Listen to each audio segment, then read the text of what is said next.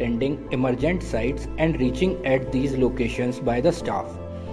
In monsoon season, situations becomes even more difficult, causing unwanted detention of the trains. To overcome all these difficulties, need of a faster transportation arrives, and then Mr. Pankaj Soin, Senior DN West Ajmer, came up with an innovative idea of rail bicycle. For manufacturing of this rail bicycle, we used old wheels released from the unserviceable rail cars, an old cycle and two lightweight iron pipes. One wheel was connected to the front part of the cycle and another one was used for balancing purpose.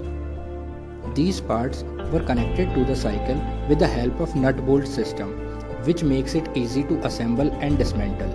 With the help of rail bicycle, our trackman can easily reach to the emergency locations for urgent repairs.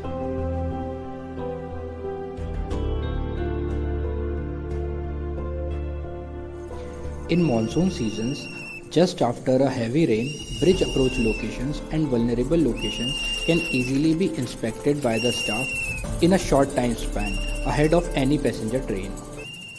Sometimes, jerk messages are received from loco pilots. With the rail bicycle, our trackman can reach to that site for ensuring safety. Apart from emergency situations, rail bicycle will be very helpful for hot weather patrolling and daily monitoring of the track. Due to spread of the COVID-19, some of the sections in Indian Railways are fully closed for the traffic.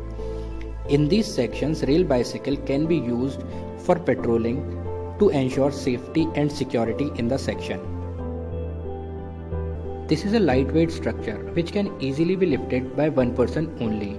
The total weight of this assembly is only 20 kgs. It can easily be assembled and dismantled by one person. Average speed of this bicycle is 10 kmph and it can reach up to 15 kmph. It can carry two persons maintaining the same speed.